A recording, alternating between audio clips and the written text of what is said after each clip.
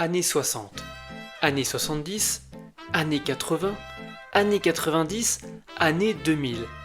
Quelle série peut se vanter d'avoir étiré le fil de son existence sur 5 décennies, qui plus est avec le même acteur à sa tête?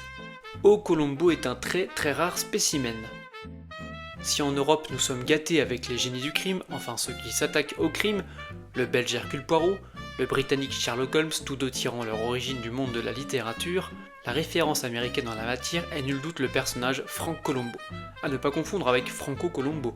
Le premier soulevait des questions embarrassantes quand il avait un suspect dans le collimateur, l'autre soulevait de la fonte.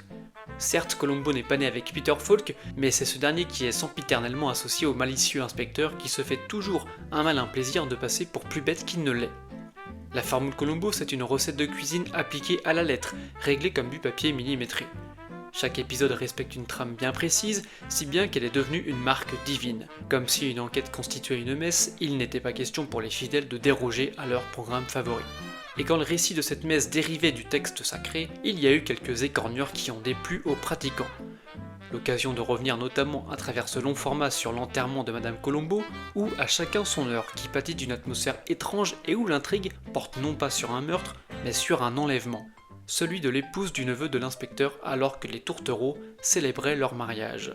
Ce 10e dossier de TV Files est consacré à Columbo. Nous allons tout simplement suivre l'ordre chronologique avec bien sûr quelques apartés, emprunter quelques aires d'autoroute pour revenir sur un méchant, une affaire qui symbolise cette série policière. Pour la première partie, arrêtons-nous sur la première salve d'enquête, diffusée de 1968 à 1978 sur la NBC. Rappelons que la série a connu une longue interruption et un changement de chaîne qui n'a pas entamé son succès.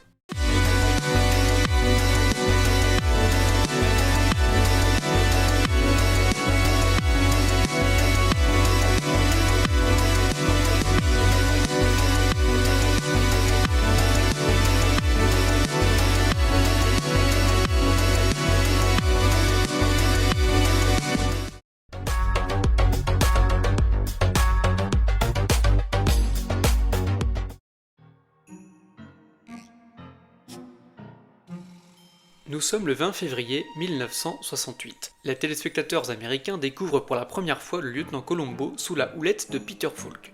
Costume gris et cigare dans la pochette, le brun ténébreux est impeccablement coiffé pour la résolution de meurtres sur prescription. Richard Levinson et William Link, à qui l'on doit ce personnage un peu gauche d'apparence, ont révélé qu'ils s'étaient inspirés pour façonner leur inspecteur du juge d'instruction Porfiri Petrovitch, présent dans le roman Crime et Châtiment de Dostoïev et en charge d'une enquête portant sur l'homicide d'une usinière. Avant d'apprécier la silhouette de Peter Falk, c'est l'acteur Bert Fried qui prête ses traits pour la première fois à un Frank Columbo bedonnant aux cheveux poivre et sel. Sinon, on retrouve pas mal d'ingrédients de la série culte avec un enquêteur acharné qui use sa proie avant de la faire craquer. Une allusion est faite aussi à son épouse et une première partie consacrée au meurtre où le personnage principal brille par son absence. Cette intrigue a été proposée en 1962 dans le téléfilm Enough Rope, intégré à une série d'anthologie. Le duo Link-Levinson a profité d'une grève des scénaristes en 1960 pour convaincre la NBC d'adapter sur petit écran une aventure d'un lieutenant dont la première trace écrite remonte à la parution d'un numéro du Alfred Hitchcock's Mystery Magazine. Mais pour l'anecdote, quand Columbo était déjà installé avec Peter Falk, William Link a relaté avoir croisé Brett Fried à une soirée. Et quand il rappelait à ce dernier qu'il avait été le premier comédien à camper le lieutenant de police, ce dernier ne s'en souvenait même pas. S'il a tourné avec quelques grands réalisateurs, c'est vrai que Brett Fried a une carrière particulièrement riche à la télévision, avec rien que pour les années 60 près d'une centaine d'apparitions. En 1962, c'est sur les planches que le plus célèbre lieutenant de télévision joue au chat et à la souris avec les meurtriers. Et dans la peau de Columbo, un certain Thomas Mitchell qui reçut un Oscar en 1939 pour son rôle dans La chevauchée fantastique de John Ford. Columbo fut le dernier rôle du comédien qui décéda la même année d'un cancer à 70 ans. Oui, il y a eu un avant Peter Falk à Columbo comme il y eut un avant Sean Connery à James Bond ou un avant Julie Andrews à Mary Poppins.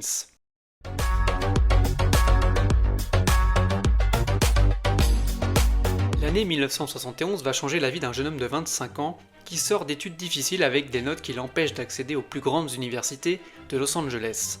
Cet étudiant, c'est un certain Steven Spielberg.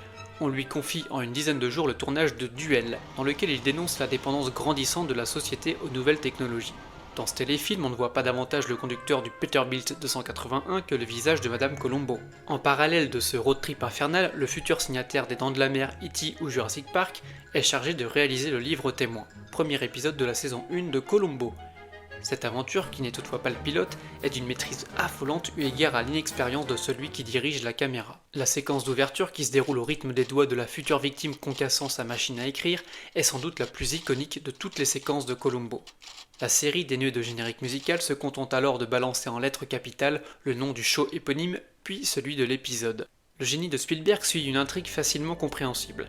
Un homme tue son associé littéraire qui s'apprêtait à faire carrière en solo. Or, toutes les idées et toute l'écriture émanaient de cet associé. C'est pourquoi le meurtrier a décidé de le supprimer avant que le grand public ne s'aperçoive qu'il se contentait de croquer dans la pomme. Tout Colombo est posé dans ce premier épisode de série. Un meurtrier classieux mais qui pêche par son arrogance. Un Colombo qui va solliciter un corps et toujours son suspect jusqu'à l'encadrure de la porte pour ajouter juste une petite chose. Et la révélation finale, c'est brut, c'est instantané et on frustre un peu le téléspectateur car sitôt le tueur se sachant coincé, le générique de fin met un terme à l'épisode. C'est peut-être ce petit manque qui a fait éclore une addiction à la série. Sans Duel, il n'y aurait pas eu toute cette collection d'œuvres majeures du 7e art que l'on doit à Steven Spielberg, mais sans cette formidable enquête de Colombo, il n'y aurait pas eu Duel. En parlant de Duel, le grand méchant de cette histoire, c'est Ken Franklin, interprété par Jack Cassidy. Le comédien livra 3 face-à-face avec Peter Falk dans l'univers Colombo.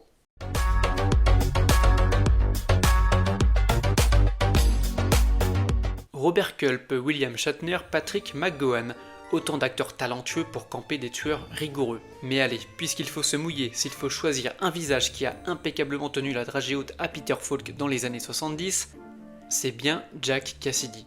Retenu pour figurer dans l'épisode réalisé par Steven Spielberg, le New-Yorkais a la gueule de l'emploi comme on dit. Si ni Peter Falk ni les créateurs n'ont avancé de motivation politique, la série présente un peu le principe de la lutte des classes popularisée par Karl Marx. Et dans ce registre, qui mieux que Jack Cassidy, ses traits durs et froids, son accent travaillé qui n'avait pas grand chose de naturel malgré des origines allemandes, pour incarner le mal absolu, l'arrivisme, la soif de pouvoir, l'enivrement par l'argent. La trilogie Falk-Cassidy commence donc par le livre témoin, ou Murder by the Book pour son titre original.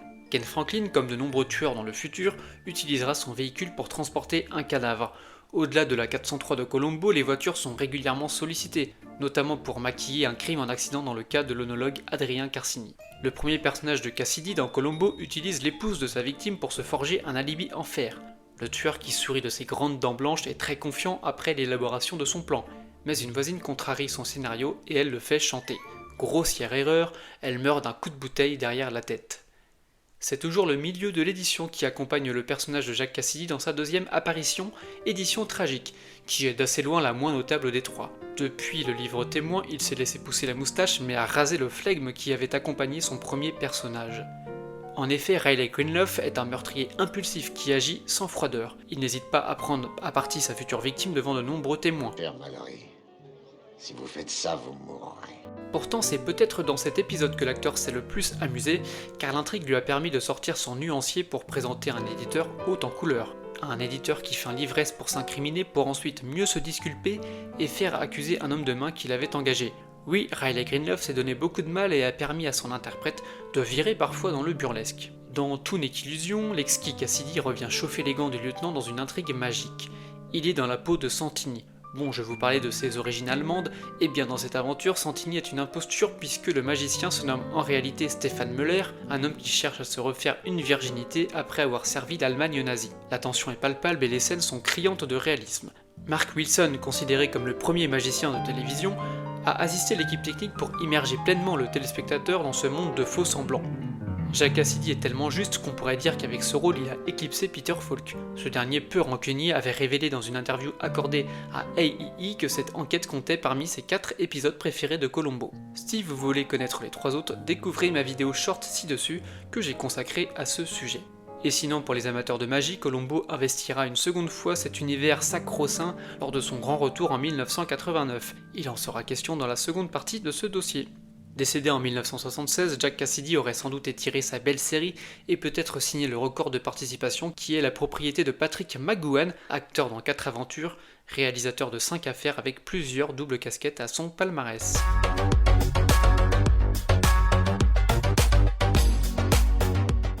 Je vous arrête tout de suite, il ne sera pas question ici, du moins pas tout de suite, de la drôle de série qui a succédé à Columbo à la fin des années 70. Sur TV Files, pas de supercherie, nous allons évoquer Madame Columbo et Madame Peter Falk. La femme du lieutenant se prénomme Kate, et lui c'est Frank, donc si un jour vous avez le loisir de les inviter, j'espère que vous leur avez proposé un dîner à la bonne franquette. Non, pour vraiment contenter monsieur, préparez-lui un chili con carne, c'est son plat favori. Mais si vous êtes fan, vous le saviez probablement déjà. Parenthèse culinaire refermée. Avant que l'existence de Madame ne soit officielle, les fans se sont longtemps demandé si l'inspecteur n'était pas un peu toc-toc à inventer une femme qui n'existait que dans sa tête. Que sait-on d'elle au début? Et bien qu'elle traite un peu son mari comme un enfant car il est souvent dans la lune. Elle n'est pas très fan des cigares et préférerait le voir fumer la pipe. Oh, et puis, elle admire beaucoup de personnalités, notamment de la télévision. Pas de bol, ce sont à chaque fois les meurtriers que Columbo finira par coincer.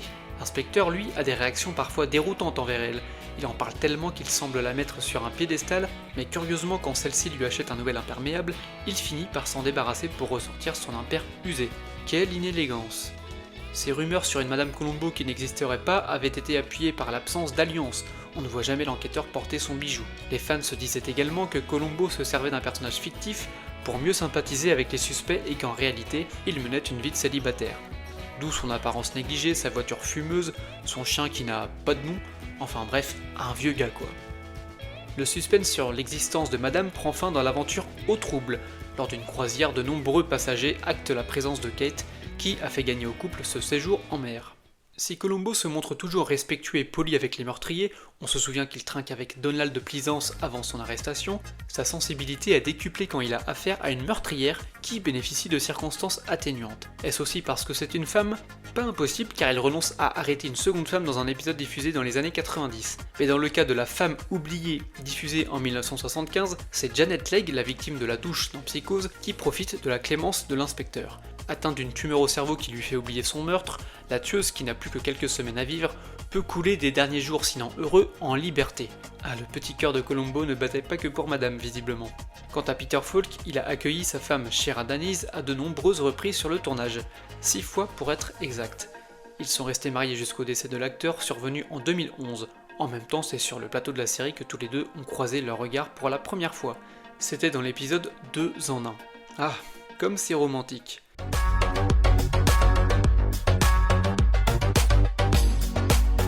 Bien d'autres épisodes mythiques ont engraissé cette décennie dans Columbo. Anecdote tristement célèbre, un Exercise in Fatality a inspiré les surnommés amants de Sarcelles qui, en juillet 1995, ont assassiné Jean-Bernard Witkorska en faisant croire que ce dernier avait été tué accidentellement d'un coup de haltère sur la trachée. L'enquête Rosebud, dans laquelle les Dobermans sont conditionnés pour tuer, est également incontournable. Et comme toutes les bonnes choses ont une fin, arrêtons-nous à l'épisode final. Enfin, au premier final, Les Conspirateurs, diffusé aux USA le 13 mai 1978. Celui-ci prend l'accent irlandais avec en toile de fond l'armée républicaine irlandaise qui vient de perpétuer plusieurs attentats quand les scénaristes signent cette enquête géopolitique. Ah, ce n'est vraiment pas banal de sortir ainsi des sentiers battus pour faire quitter la scène à un Columbo déjà un peu rabougri. Peter Falk aussi, lui, qui était de plus en plus difficile à contenter d'un point de vue financier. Difficile d'échapper aux traditions irlandaises dans cette intrigue, la poésie, le whisky, les pubs, le pull, la couleur roulée Aran, la tignasse rousse, tout y passe. Il manque peut-être une prairie de trèfle pour réaliser le grand chelem cher aux Irlandais, mais pour le reste on se sent pleinement transporté sur l'île d'Emeraude. Pourtant le tournage a bel et bien eu lieu à Los Angeles.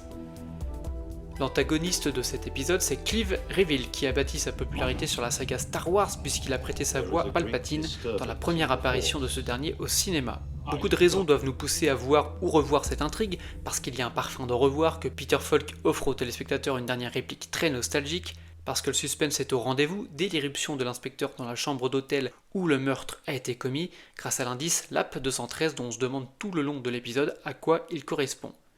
Après ce clin d'œil intercontinental, Columbo s'achève donc. Mais il s'agit en réalité d'une trêve d'une dizaine d'années. Dans 3 jours, nous allons procéder à une ellipse pour commenter le retour événement de la série policière sur ABC en 1989. Est-ce que Jack Cassidy est pour vous le plus grand acteur de Columbo dans la catégorie des meurtriers, ou pensez-vous à un autre acteur ? En attendant de découvrir la partie 2 de ce dossier, n'hésitez pas à me soumettre vos noms. Ce n'est pas Peter Falk qui prétendra le contraire. Sur TV Files, le bonheur est antérieur.